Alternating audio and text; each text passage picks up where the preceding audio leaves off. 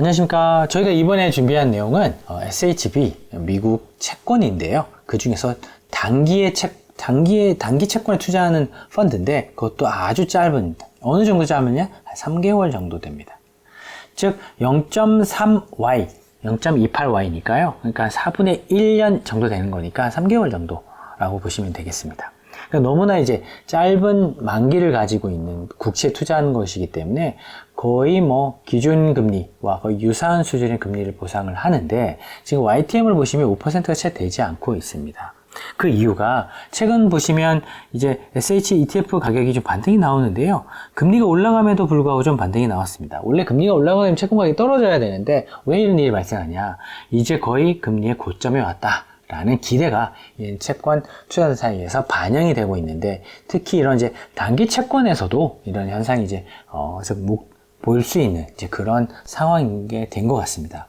그러면 이 채권을 투자했을 때 가장 좋은 목적은 아무래도 이제 은행 예금하고 거의 유사한 수준의 위험을 가지고 있는 수준이기 때문에 만기에 대한 위험도 거의 없고요. 그리고 미국 국채다 보니까 신용 위험에 관련된 부분도 거의 없습니다. 따라서 은행의 금리와 비교해서 투자하는 가장 대표적인 수단이라고 볼 수 있을 것 같고요. 그러다 보니까 은행 예금보다 금리가 조금 높다고 싶으면, 거래 비용까지 감안했을 때 그런 부분이 좀 괜찮다 싶으면 사실 쉽게 투자할 수 있는 그런 대상이 되는 것 같습니다. 규모도 한국 원화 기준으로는 거의 30조에 해당되는 수준이기 때문에 워낙 이제 규모도 크고요. 하지만 약간 불편한 부분이 있다고 한다면 이제 수수료가 0.15%인데 사실 은행에 예금한다 하더라도 이런 이제 비용을 좀 감안을 기본적으로 하셔야 되는 부분이 있어서 그 부분 역시도 좀 참고를 해서 투자를 하시면 좋을 것 같습니다. 그래서 중간에 말씀드렸던 것처럼 이런 이제 SHB 5년의 성과를 보게 되면 고점에서는 121불까지 갔었다가요. 저점은 이제 110불을 깨고 좀 내려왔었는데 이 부분이 한 1% 정도 됩니다.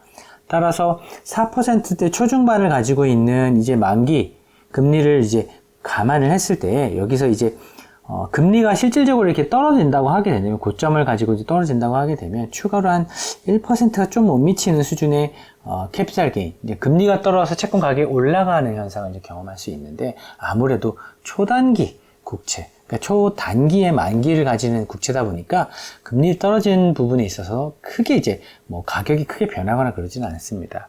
그래서 안정적인 거의 예금과 같은 수익률을 원하는 투자자한테 적합한 포트폴리오를 가지고 있다고 볼 수 있을 것 같고요. 향후에서도 아마 이런 부분이 계속 유지될 것 같습니다. 따라서 지금 가장 안전한, 만기가 짧고 신용위험도 거의 없는 미국 국채에 투자를 하겠다라고 했을 때 가장 좋은 수단이 될 수 있을 것 같고요. 캐시 앤 데리베티브 같은 경우가 사실 거의 많은 비중을 차지하고 있는데, 아무래도 3개월마다 이 포트폴리오 계속 교체를 해줘야 되다 보니까 유동성 좀 들고 있었다가 또 아주 초단기 국채를 좀 들고 있었다가 이런 식으로 계속 이제 매도를 하면서 이익을 실현하는 이제 그런 포트폴리오 전략이라고 보시면 맞는 것 같습니다. 그래서 만약에 이번에 이제 사실 금리가 시장이 이제 기대하는 것처럼 피크아웃 한다라고 한다면 추가적인 캐피탈 게인도 조금 기대할 수 있고, 근데 그보다는 절대 수익률 자체가 높다라고 보고 투자를 하시면 좋을 것 같고, 유동성이 워낙 높은 ETF이기 때문에 개별적으로 미국 달러 예금에 거의 준하는 수준의 성과를 기대하시면 아마 적합하지 않겠는가라고 저희는 보고 있습니다. 그리고 저희가 이제 이런 만기별로 저희가 또 꾸준히 좀 설명을 드릴 텐데, 요거보다 좀 만기가 길고, 그리고 요거보다 좀 더 만기가 길고, 나중에서는 장기 이렇게 되는 ETF 라인업을 또 정리해서 공유 드리도록 하겠습니다. 감사합니다.